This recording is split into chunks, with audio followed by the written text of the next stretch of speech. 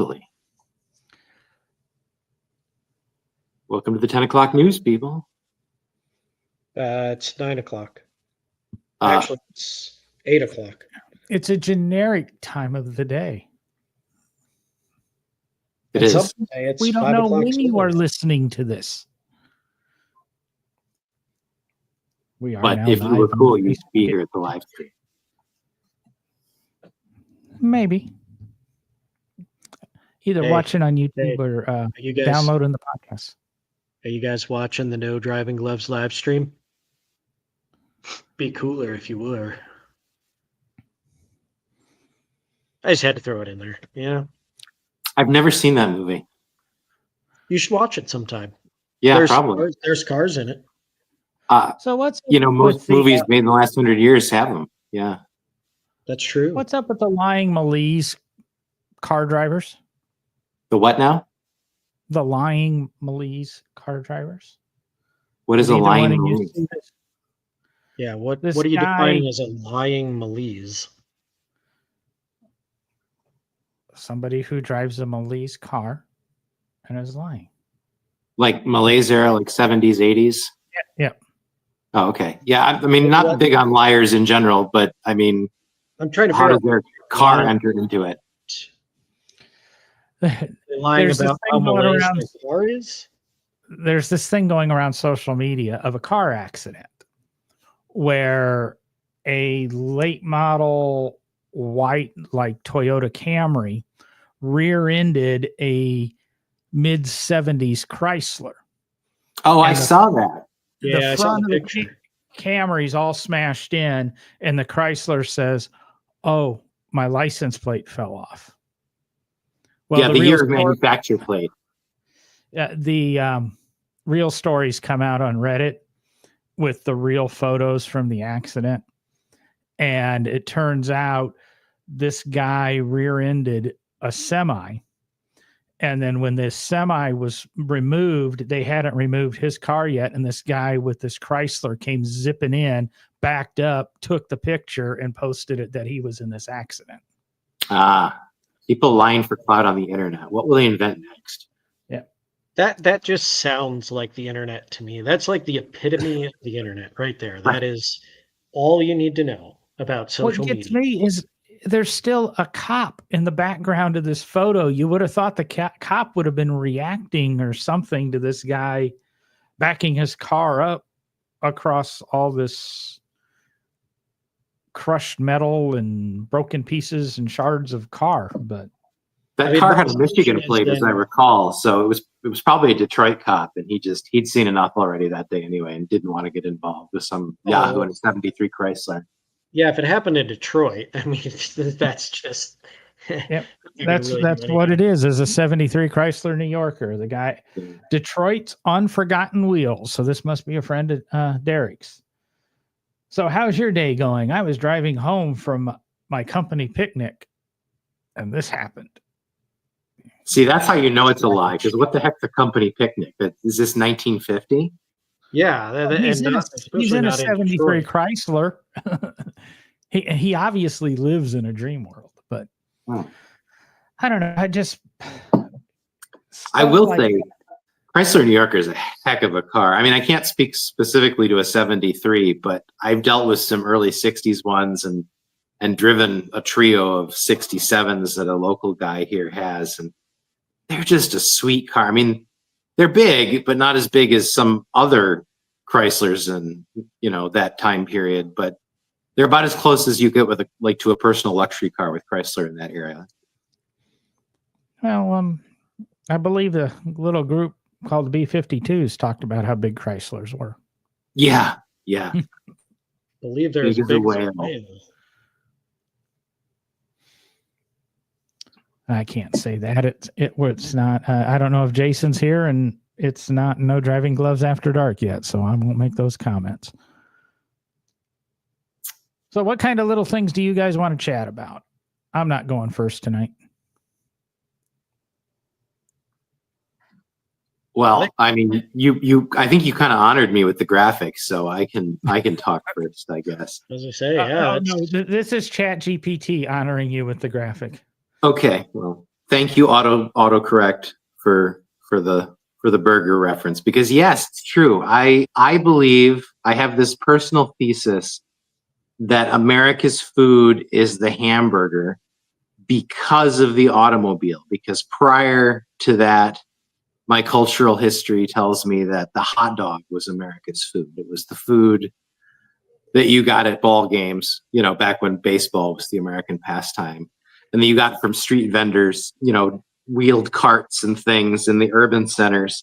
And you still do in the urban centers. But in the suburbs, everybody drives around eating a cheeseburger. And, it took a while, I think, for them to hit on that perfect formula. Because like the first drive-in restaurants served like chopped pork barbecue, like think of McRib if they diced it up, I guess, on a bun. And I live in the Not the South. McRib, Everybody knows pork sandwich. Yeah. barbecue is.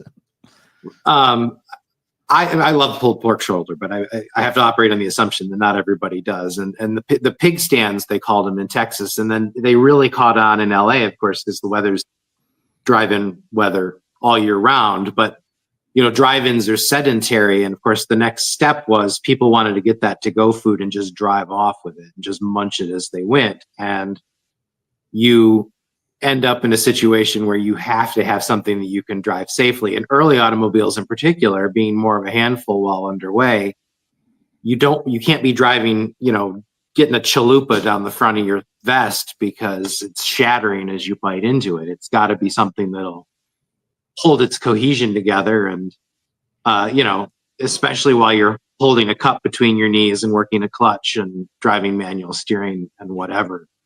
But I just think that cultural preference for the cheeseburger is directly linked to the automobile and the evolution of the drive-in restaurant into the drive-through. Well, number one, where the heck was this topic last week when it was July 3rd, or 2 weeks ago, July 3rd, with the Nathan's hot dog eating contest, and that would have been a very appropriate topic. And I'm a hot dog guy all day long. I like hot dogs better than burgers, things like that. And I'm in agreement with you in a way, but I think the drive-in, yes, and the suburbs did usher that hamburger. Obviously, McDonald's came into being in the late 50s and really popularized it, and the actual drive-through restaurant.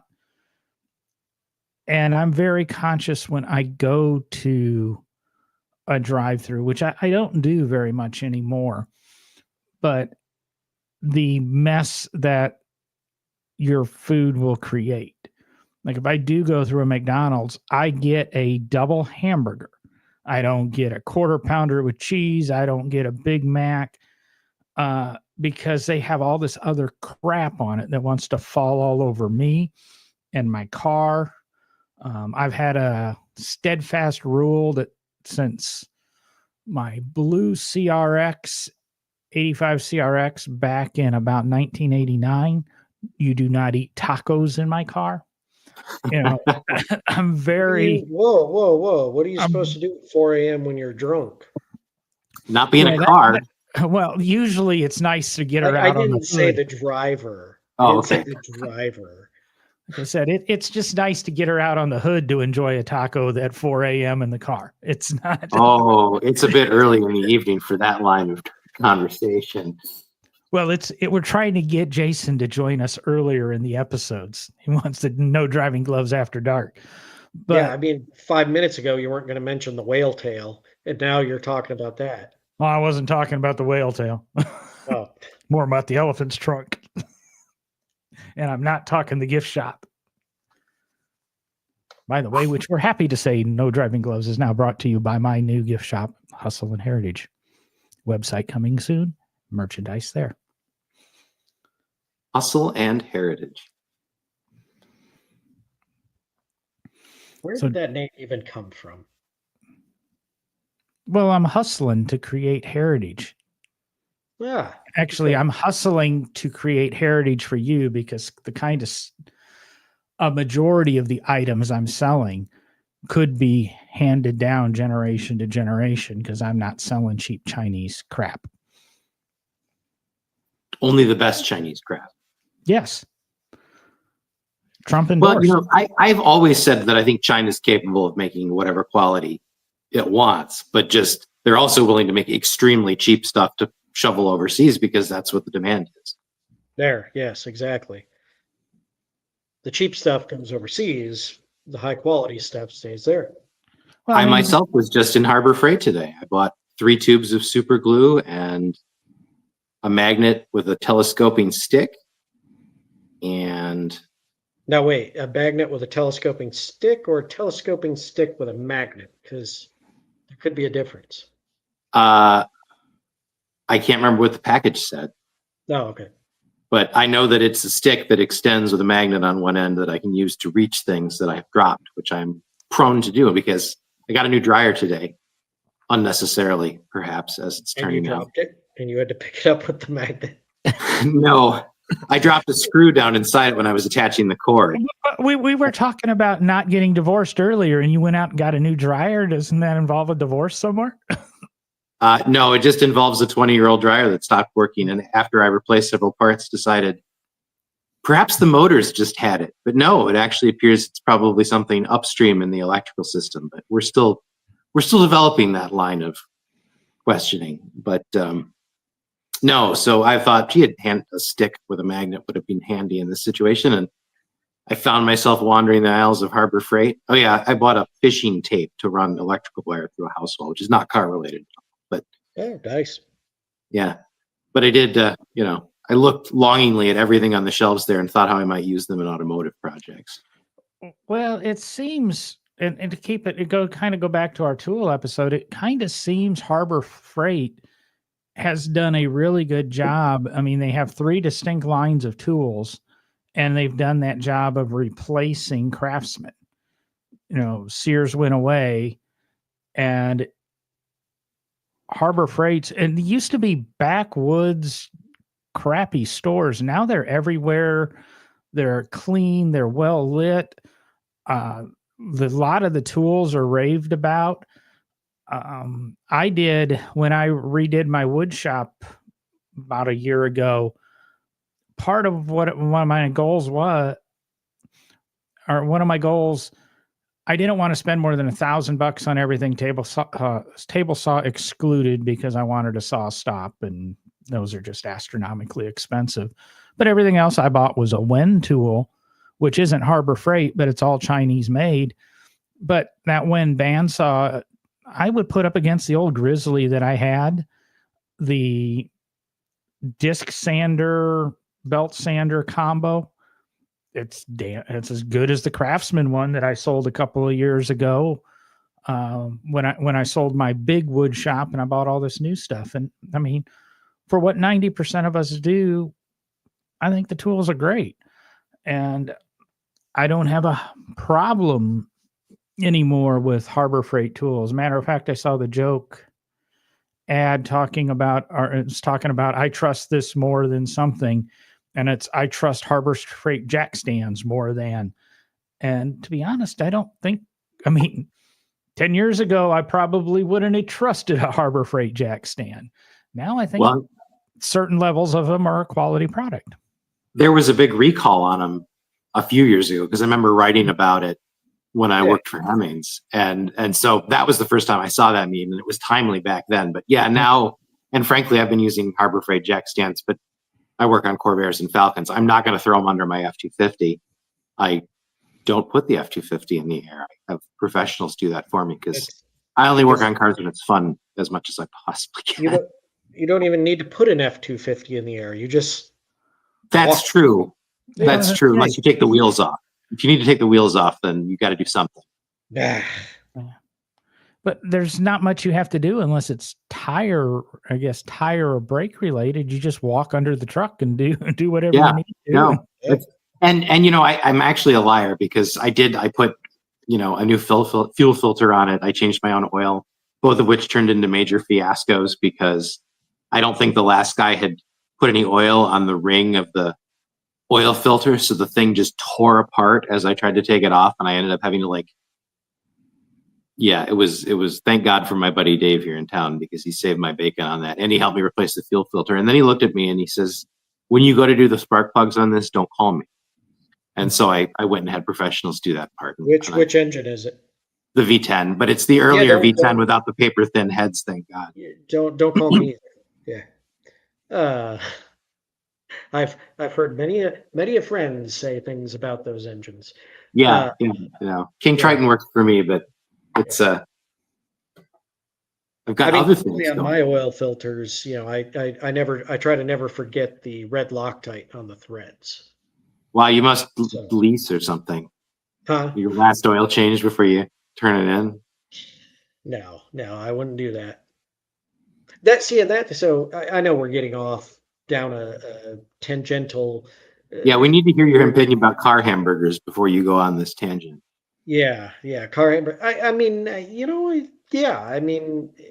They've kind of become the food of travel, right? And I think it is. I think it truly goes back to what John talked about, which is really it was McDonald's. It was Ray Kroc and McDonald's, that really kind of,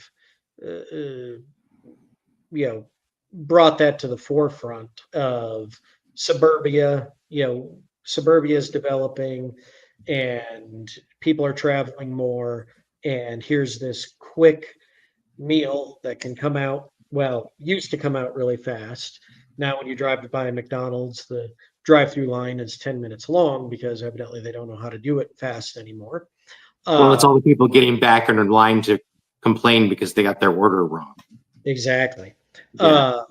But it's definitely, it's an interesting topic too, because, it speaks to the impact that the automobile has had on our life, that we feel like it almost suggests, that we are so much on the go in our vehicles that we don't have time to stop for a meal. It's become part of the American culture that we need a meal that we can eat in our car on the go. It's our heritage of hustle. It's the hustle. It's the grind.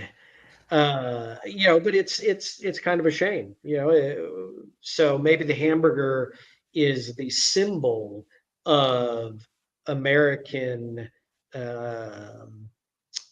what's the word I'm looking here for, Dave? It's the symbol of everything that is wrong with America. Well, I was going to say Yankee work ethic, but I don't think that's what you were looking for. Well, why I was in a fast food setting, let's say.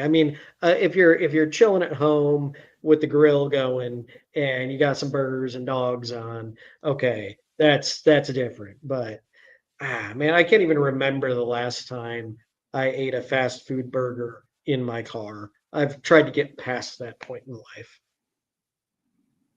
Oh, there's that nostalgia thing. And I did, so that we don't get lambasted in comments, went ahead and Googled the first drive-through restaurant. It was in the 20s. That's the or first early drive. 30s. Yeah. The first drive-in restaurant was Kirby's Pig Stand. Right, but the first drive-through was actually tried not much later, but it didn't catch on. The first drive-through, as this article kind of goes with what you said, though, Dave. It was recognized as Red's Grant Hamburg, which opened in 1947 on Route 66. Yeah, no, it was definitely earlier than that. I can't give you a citation right now, but it was somebody in Southern California, like between 27 and 32, I would say.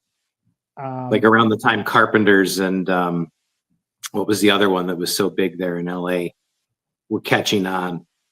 It was one of their direct competitors. And what they just found was, I think the cars of the era were too much to deal with underway. Because most of those cars still had manual spark advance and things. So juggling. You got manual spark advance. You're adjusting the timing. You're smoking your cigarette. You're chatting on the phone, and you're trying to eat a burger. I'm chatting on the phone. Hello. Get me Seymour 457. Watson, come here. I need you. Ahoy. Bring me number 9. Ahoy. Yeah. Like Mr. Burns in his Stutz Bearcat. Now, In-N-Out introduced the first two-way speaker system in 48, and the one that caught me completely off guard. What year did McDonald's introduce their drive-through? They were fairly late adopters, like maybe Yeah. the 70s, like 71, 72. According to this, 75. Okay, I believe it. I mean, the Big Mac came out around that era too. Like it's a big boy ripoff, so it has its roots in the 30s, but it's for McDonald's, it's a fairly recent phenomenon, really. And McDonald's was a walk-up stand. I mean, that was the McDonald brothers' big thing. I mean, they started their drive-in in like 48, sawed their juice stand in half and enlarged it, and then they got sick of dealing with car hops and dishes that broke, so they fired everybody and went to paper and said, walk up to the window and get your food yourself. And they went like gangbusters. And then Ray Kroc saw the business they were doing, and because he was a shake mixer salesman, and he's like, who buys 6? Who needs to make this many milkshakes at a time? And Penny and I, my youngest, watched The Founder with the guy who played Batman way long ago, Michael Keaton. Yeah, and he's so delightfully sleazy in that role as Ray Kroc. It's brilliant. I loved it. Not 100% accurate, especially if your like historical details. You're like, well, that car's wrong, but no, it was a good watch. And now Penny will talk to me about it all the time. But I also have this great book called I can't remember what it's called, but it's actually 3 books. What's that? It's a great book. Yeah.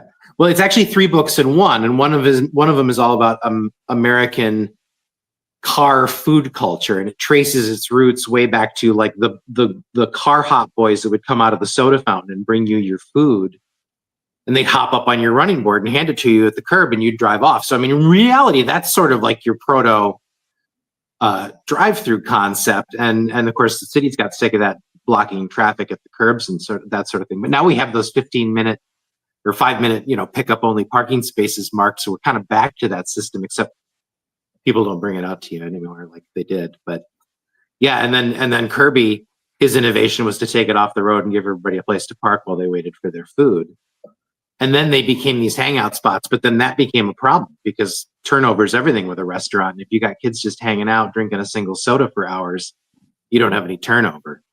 And the McDonald brothers, that was the other thing they didn't like about their car hops, was not only were they sort of unreliable and expensive to run, but their boyfriends would come hang out there and they'd be distracted the whole time. So it was you can think of it as the first sort of automation of a system, except it was like self-bagging, where we've gotten rid of the cashier and you just do it. And also, if we learn anything, nothing is new. See, even back in the day, boyfriends went and hung out at their girlfriend's work and vice versa. Well, at least as early as 1948. Yeah. Yeah.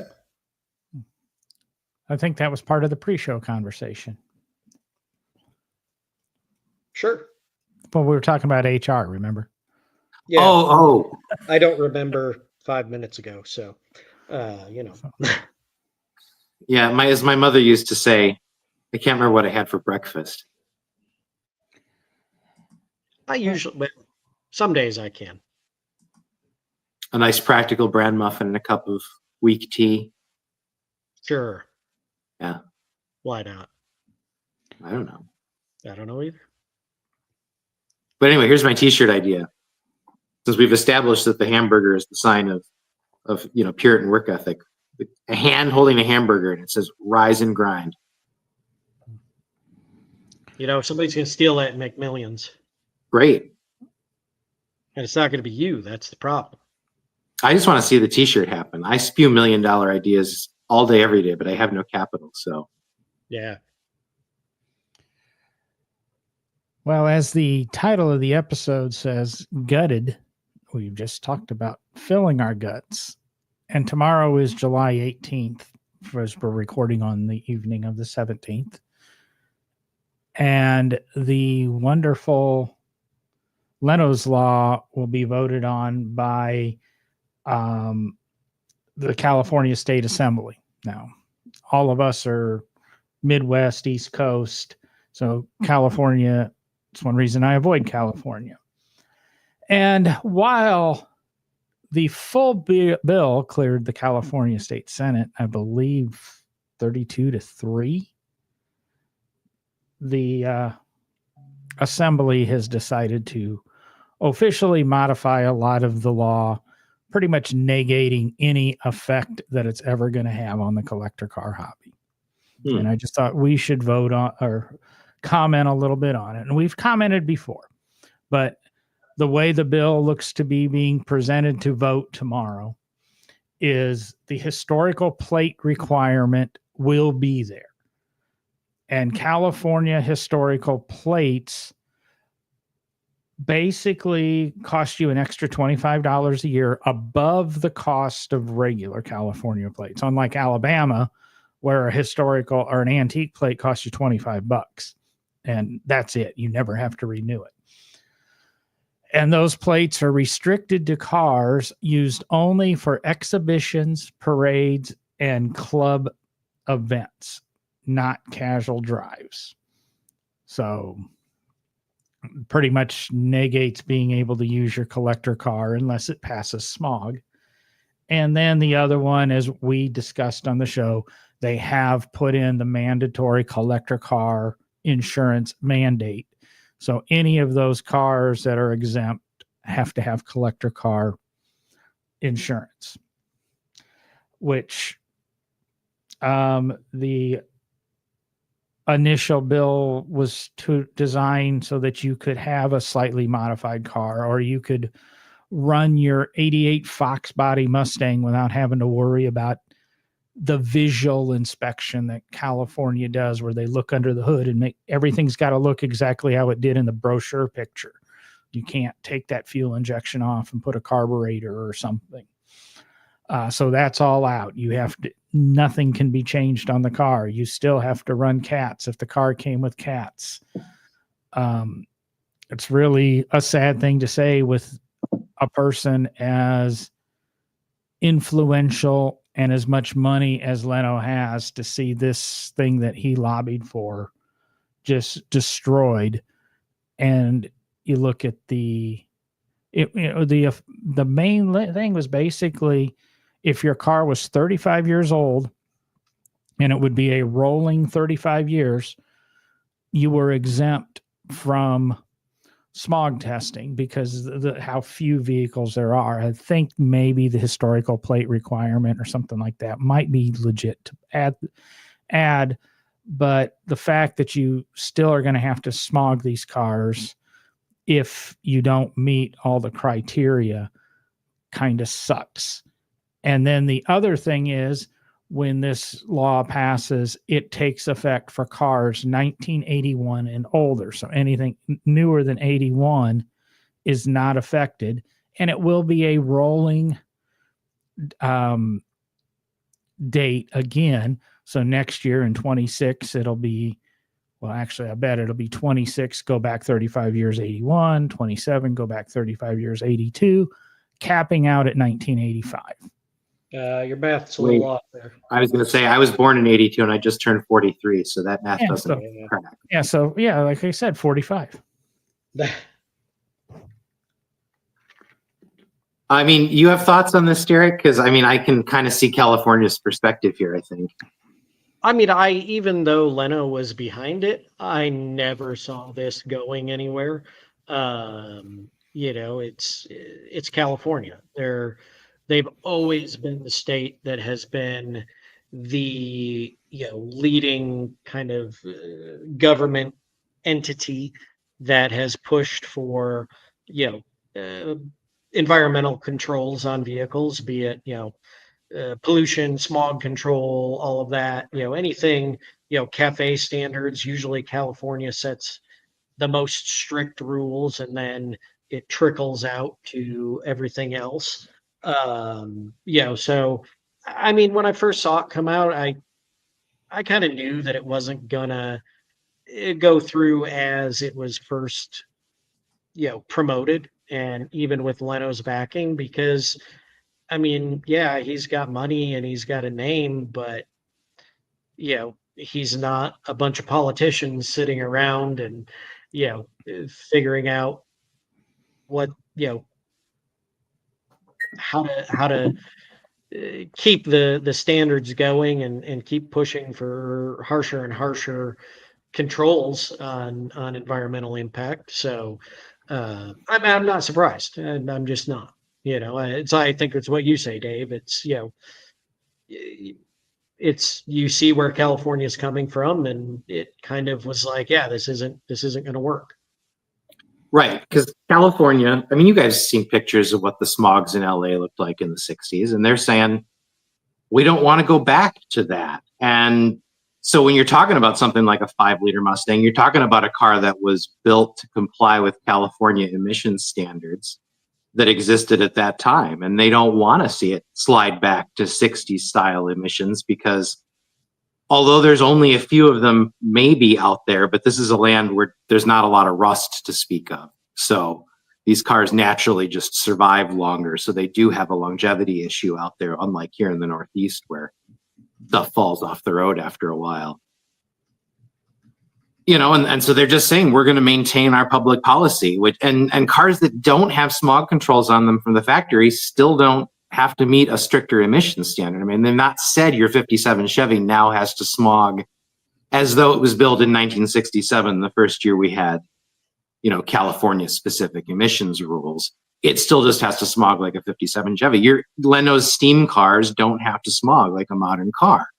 California is simply saying that we want your 80s cars to still smog like new 80s cars, or we don't want them on our roads. And I think that does suck from a car guy perspective. But at the end of the day, these are playthings.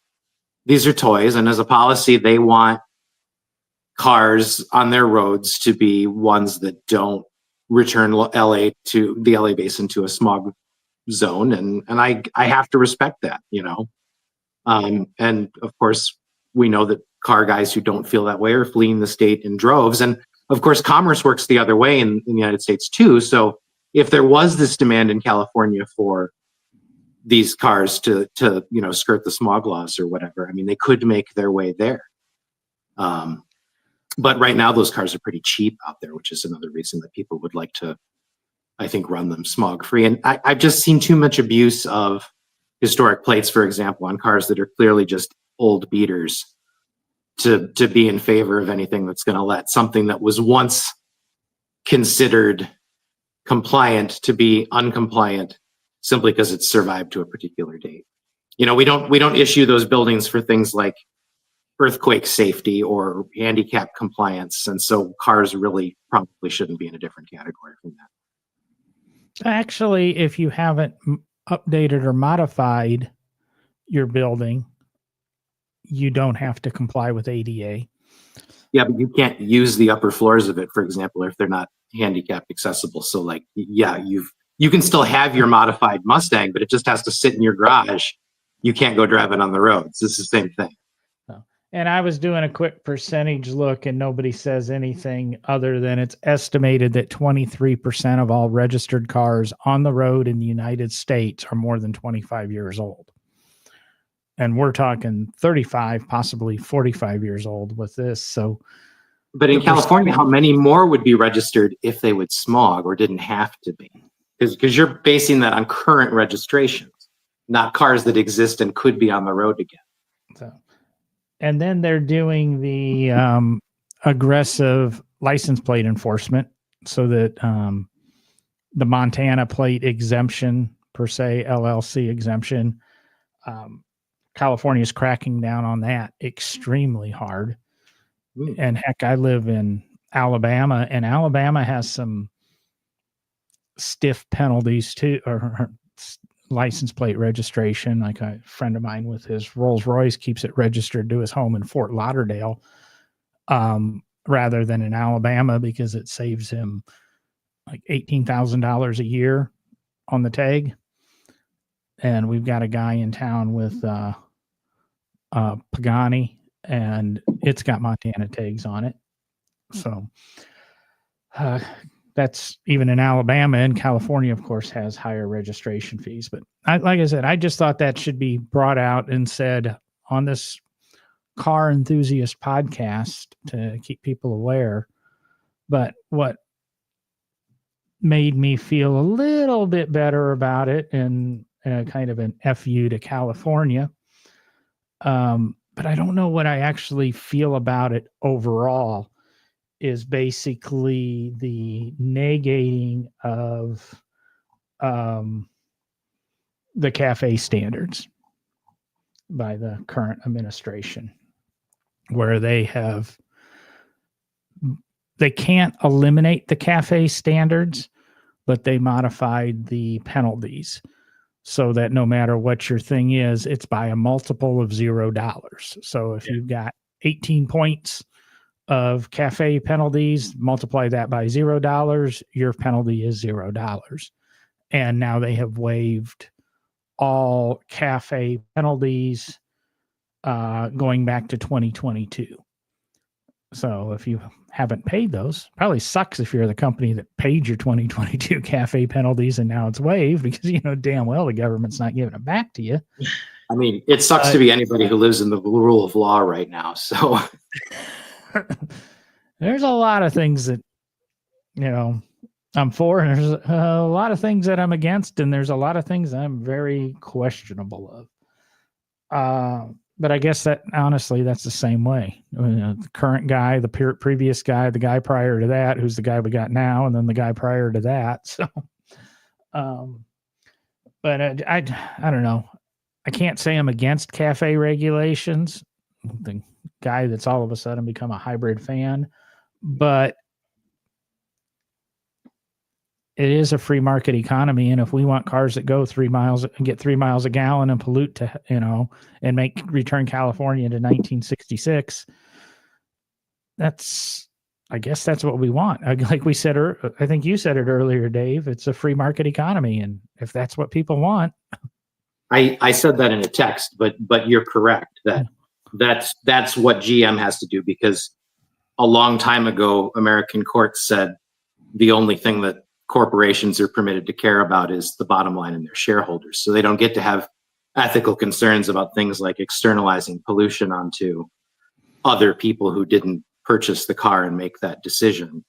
And so gutting public policy on the basis of what people who can afford new cars want is not necessarily something that I'm in favor of, I guess. Good times.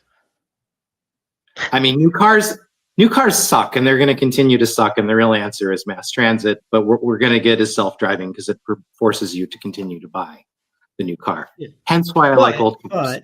But as we've talked about on the show before, America, it is impossible to have mass transit in all of America. In the big cities, yes.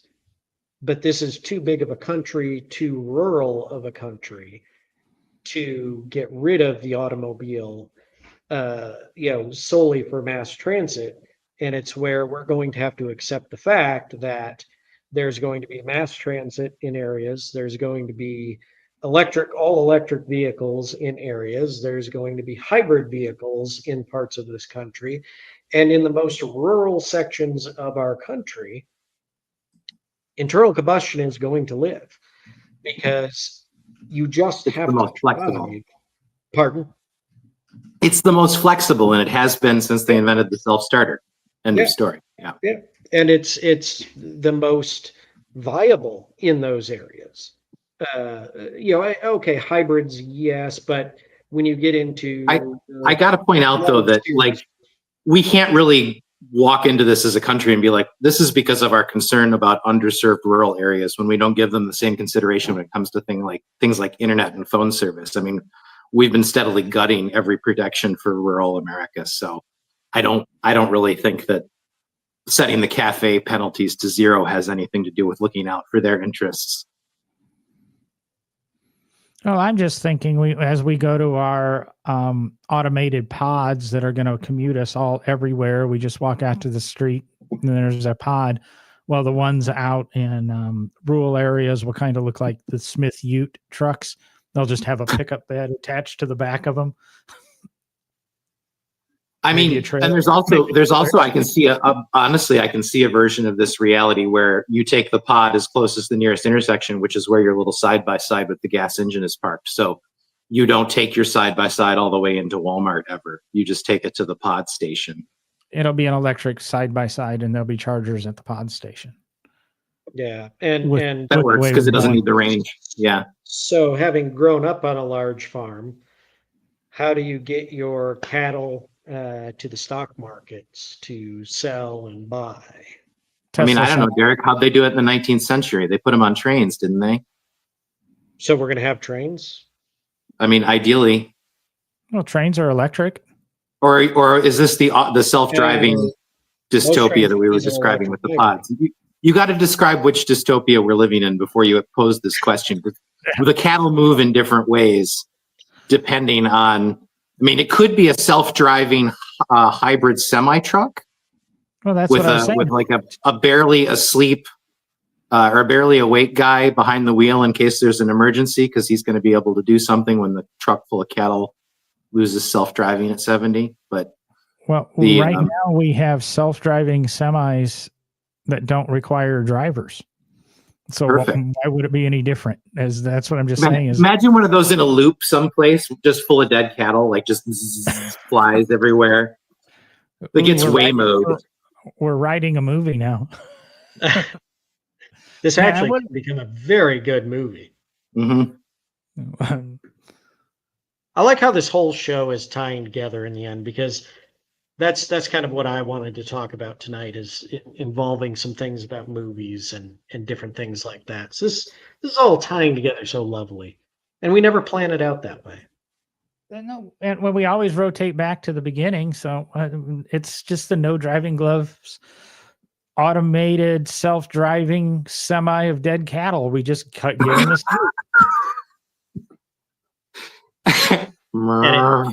and it smells just as bad. Oh, wait till the rioters set it on fire. Then it smells like a barbecue. It's why it couldn't be a Waymo, because Waymos actually supposedly smell pretty good. We don't have those in Birmingham. Yeah. Yet, but. What was it? Steak tartare? Cow that's been run over by an Oldsmobile?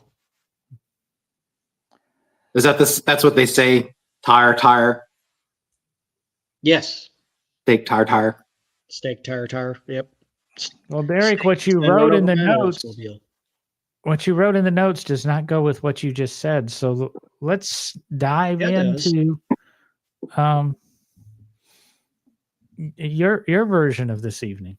Because my show note says, what factors truly drive the value of a car? And those factors really make sense, because what got me thinking about this is, of course, I've recently proven that my Duryea buggy yacht that I acquired is the Duryea buggy yacht that the Warner Brothers Studios owned and made an appearance in the first auto.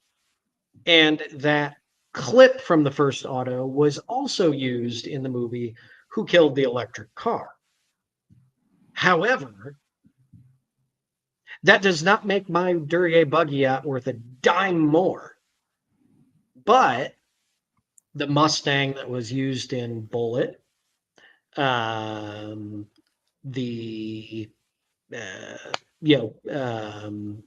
Ford Hot Rod Coupe, Milner's Coupe from American Graffiti, all of those have been in movies, and they're worth a lot of money when they go up to auction. So that's where my question comes from, is, movie cars, things like that. What is it that truly, food stains on the seat from famous people? What makes a car truly worth more money than its exact sibling from the production line? And is it really a factor that we should care about? Just because it was a movie? Is it pop culture is worth something? Is it the historic significance? But then what truly defines what is historically significant to make it worth more money? Well, I'm going to start with one question. Your buggy yacht, it was in a movie in the teens? 20s? 1927. Okay, it's a little rough because we hit the depression there. But would have your buggy yacht been worth more than any other buggy yacht in 1935? See, I had the same question. That was one of the questions I was going to throw out. Is it also a time factor? Yeah, because I could care less about Steve McQueen and the value of his green Mustang or the $25 million, $28 million 917 of McQueen's that Seinfeld just sold. I could care less. It wasn't my era of racing. But Al Holbert's Porsche 962 from 1985, 86, right before he passed away, that means more to me than that 917. So if I had the unlimited money, I would want that 962 more than that 917. The only reason I would want that 917 is everybody says I should have it. And that's the cattle mentality of the United States and of the wealthy keeping up, bettering the Joneses, I think. So I think some of the value is just like anything else. Muscle cars were really, really hot 10 years ago, and now we're getting into the Radwood era cars are kind of hot. But the Toyota Supra from Fast and the Furious is worth more than another modified Toyota Supra because it's the one and only, or 5 or 6 cars from that movie, whatever, the one and only Toyota Supra from Fast and the Furious. So it's a unique car of a very popular car that nobody else can have. And I think that drives the value more than what the car is, who owns it. It's the fact that it's the only one of those cars. It's the only green Steve McQueen Mustang. It's the only General Lee 001. It's the only, original kit from Knight Rider. That's where I think the value comes. It's not necessarily the star or whatever. The more popular the car, the more popular the show was, the more exclusive that one-off becomes. Was it Jack Warner that said, if people don't want to go to the movies, you can't make them? And I think it's the sort of the same thing. Like if you can argue the historical significance of an object all you want, but you can't make people put big dollar values on it unless it's something that appeals to them in probably an entirely irrational way. I mean, what is it about Steve McQueen in Bullitt that makes you want that Mustang with the dent in its fender and the missing horse? Like, they don't even get into the details of that car, right? He just flogs it hard and eventually breaks it. But I mean, that is the car for a certain generation of guys. And that's why when it finally broke cover and sold, it sold for such big money.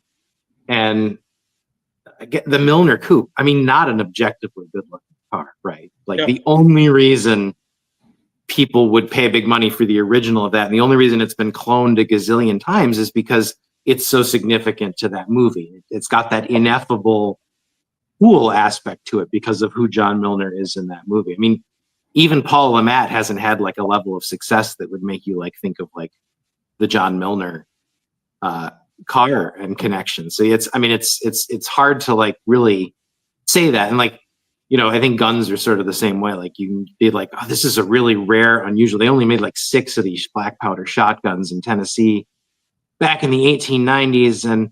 But nobody cares. It's still only a $50 old black powder shotgun because unless you're from that town, you probably don't have any connection or from that family. Even if you do, you don't have a bunch of competition to buy that particular extremely rare item. So if that was a gun that was in your family 140 years ago, that gun might be worth $65 to you instead of $50. To you particularly, yes. Yeah. It goes back to, I think, as much as I say I don't like the guy, he says very intelligent things at times, but Mike Wolfe from American Pickers, you're not buying an object, you're buying a story. Mm-hmm. And the story's what makes the value. And I'm sitting here thinking, and okay, I worked on Titanic artifacts at one of my previous jobs. I also worked on Carpathia artifacts. Very few people know what the Carpathia was. It was the boat that came and rescued the survivors of the Titanic and then later sunk itself. But the Titanic artifacts are worth astronomical amounts of money more than the Carpathia artifacts. Same era of boat, same, I can't tell you if the Carpathia is White Star Lines or anything, but same thing, same tragic end, boat sinks. But one has the Titanic story to it. And then the conspiracy theory stories behind the the Titanic and the Olympia. But the Carpathia is just a boat that sunk. The Carpathia story is really cool, though, because, I mean, they hauled to get to the Titanic. I mean, like, overstressed their engines and their hull and just made all kinds of ridiculous speed in an absolute heroic effort to save as many lives as they can. So thank goodness somebody is preserving the Carpathia artifacts. That's wonderful. But yeah, I mean, any other Edwardian passenger ship artifact is not on the same level as a Titanic artifact. Even something from the Olympia that's identical to the Titanic, it's if the provenance only says it's an Olympic artifact, it's just not going to be of the same value as an identical Titanic artifact. Same thing, like, you could have the most accurate Bullitt Mustang clone built 2 days later by the same shop, and because it wasn't in the movie, it's not the same. It's like all the thousands of Eleanor clones out there from Gone in 60 Seconds versus the original. And even though some of the clones are probably nicer than the movie cars, there's only the one that's had that experience. So at some point they've become exempt from regular collector car movie, or rather regular collector car rules as far as valuation goes. And it's also why I would never want to own anything with that level of provenance, because you can't enjoy it as an object, right? Like, the closest I ever got was I once was on a car lot that had Evel Knievel's 75 Eldorado convertible, bright red 75 Eldorado, kind of a good looking car. And I'm not an Eldorado guy, especially in the front wheel drive years, but kind of a cool looking car. And I was always like, does the fact that Evel Knievel owned this, it's not a dirt bike that he jumped a canyon on, it's just his Eldorado. Does it add anything to the value? Probably not. It's a neat story, but it adds value if you're an Evel Knievel fan, and that's... You'd have to be like... Yeah, but I mean, are there really like hardcore Evel Knievel fans? I mean, and admittedly, this was back in the 90s. He was probably even still alive. But I mean, are there that people that are that devoted to it that they spend big money to have his Cadillac? Yeah, Evel didn't pass away until the early 2000s. I can't remember exactly what year. But there were... there were fans. And again, it's just like I asked Derek with his buggy yacht. In 1983, that probably was worth a heck of a lot more money than it was in 1993, because we still had Evel jumping and being on ABC and destroying Caesar's Palace's fountains and things like that. But by 93, he was a retired stuntman, and it slowly gets forgotten. And we've had on the show in the past George Sedlak, who actually painted Evel's bikes and painted Evel's car helmets and things like that. And George is a fascinating guy, but even he realizes that the evil has went away, and George is now a fabulous artist. I've got some of his artwork in the living room, and he's making his own way. He doesn't even try to make his name off the Evel tie, because there's no monetary value to it. 35 years ago, maybe someday cars that Clark Gable owned won't be any more valuable than other cars from the 30s. Yeah, not that. Clark Gable owned Duesenbergs, and but there you go again. What makes a Duesenberg worth $1.2 million? Well, have you seen the ads? They don't even show the cars. It just says he owns a Duesenberg. And that tells you everything they need to know. It's about... I think the Duesenberg probably owes some of that to Clark Gable, and who's the other guy of the era that had a Duesenberg? Gary Cooper. Gary Cooper, yeah. They had those almost identical short wheelbase SSJs. The only two SSJs ever built. because they had these Duesenbergs and they had rare Duesenbergs. You can't get those, but you can get the next best thing, which is this Duesenberg. And then when those are sold, you can get the next best thing. I look at it as like the Austin Healey market with the big Healeys. The hundreds and 3,000s are worth the mega dollars. But somebody told me once that the Bug-Eye Sprites will never be worth anything. Well, guess what? When 3,000s and Austin Healey hundreds became $100,000 cars, Bug-Eye Sprites went from being $4,000 cars to $20,000 cars. Look at Porsche 912s. Same thing. Like the 4 cylinders will never be anything more than parts cars for the 6-cylinder cars. And now people want them in their own right. Well, Jerry's also come out and said that he kind of likes the 912s and likes the balance a little bit, which when Seinfeld says he likes a Porsche, skyrockets values. It's like the Barrett Jackson effect, but with Porsches. Yeah. And Jerry's come out and said he likes his 912s and he has a bunch in his collection. So, hey, if I was going to own a Porsche, it'd be a 356. Those are.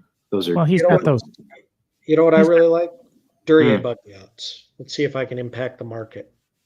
How big is the market? How many buggy yachts are there out there trading hands? This seems like the kind of car that if I found it in an auction, they'd be like, how are you going to get comparative values to tell people how this did at the auction?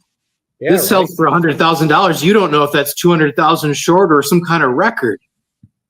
Well, see, Derek's going to enter it in an auction, and then Dave and I are going to become chandeliers. Yes. And we're going to bid the thing up to about $85,000.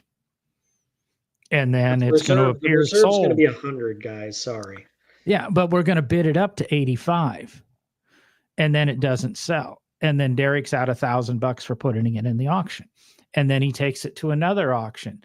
And we bid it up to 95 and it doesn't sell.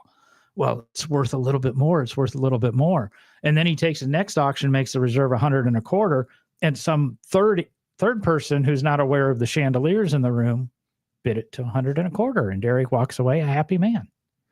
We just got to find this guy and start feeding him cocktails at the beginning of the evening from the bar. Barrett Jackson takes care of that for you. Yeah, Barrett Jackson's a really well lubricated event. Yeah, it just interests me, and I think probably because I'm someone who's not concerned that much with the values of cars, and rather, as John, would you say you're buggy not concerned? Sorry. Oh, buggy not. It's like John said. I'd rather have the car for the story or for the, historical relevance of it, right? Like the reason I already had a 490, but the 1916 came up and I bought it because that's the first year of production. I'd rather have that, and have the earlier version that's, a little more relevant in history than a later model that, wasn't as, let's call it, significant in automotive history. So, that's it. Just, I think I've talked about it on the show before, that it always, I don't know if the baffles me is the right term, or, what truly, other than two people wanting one thing, what truly makes something worth so much money? Two people wanting one thing makes anything worth money. Yeah, that's what I was saying. Like, I mean, my black mug that I've been drinking my unless there's three things. This is worthless unless two people want it. But the fact more than two people want it, they sell these for $13 at Michael's on sale. And the fact that more than 1 million people want it, they make more than one of them and sell it for $13. I mean, that's the way capitalism works. Well, yeah, it's supply and demand of capitalism, right? I get it, but I don't know. My collecting philosophy has always been to try to seek out the most common, most typical artifact of any given type, so that I know there's a lot of them out there. I'm having the the mean experience for the era. So like I want the Bell 500 telephone in black because that's the most common one. So that's the most likely way you were to experience a phone call in 1954 or whatever. Or It's like when you're looking for a 1985 model car, you seek out the Escort because they sold more Escorts than anything. there you go. Yeah. Actually, I don't have to. I've had that experience because my grandparents had Escorts in that time period. They may have been 85. I had an 85 Escort wagon, but the question is though, if you bought that years ago, you might be the only one that still has it because it's like a Ford EXP. You don't see them around. I all have the not time. seen an Escort in a long time. Yeah. Well, that's not true. I saw one at Ford Carlisle, actually. A very nicely preserved car, but it smelled very strongly of urine when you got close to the interior, and I don't know why. But other than that, this was a little later. This was maybe a 91. It was earlier than my 93, but later than the really boxy 80s ones. But there's at least one out there. No, they're out there. They're just hard to find. Yeah. Like I drive by this really cool Chevette. Well, I drove by it again yesterday because I was coming back from Arab. And that's the way we pronounce it in Alabama. I'm not making any disparaging comments. It's Arab, Alabama. Matter of fact, there was an argument going on in the store I was in about the proper way to pronounce the town's name. But we got anything else? Or otherwise, probably Dave's bedtime. Yeah, It is the bedtime. But hey, guys, I have enjoyed this more than a flaming waymo of dead beef. Yeah. But dead beef is what allows us to have your hamburger. I guess it's not beef if it's not dead. It's still beef. And it's still what's for dinner.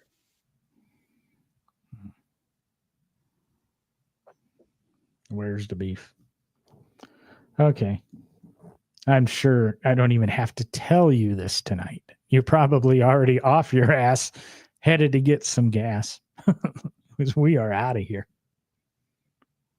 I'm letting you guys say goodbye now. Bye-bye. Deuces.